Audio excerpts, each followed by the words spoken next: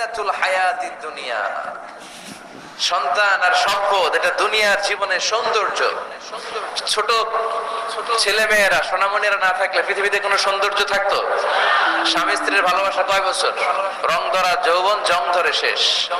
1-2 বছর পরে আর আগের ওই মাতলামিটা থাকে না, ওই ভালোবাসাটা থাকে না। এরপরে ভালোবাসাটা হয় ছেলে মেয়েদের কারণে, ঠিক কিনা?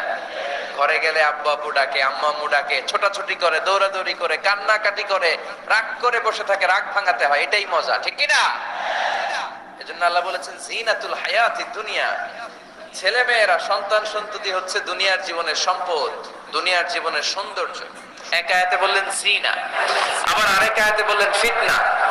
ইন্নামা আমওয়ালুকুম ওয়া আওলাদুকুম ফিতনা।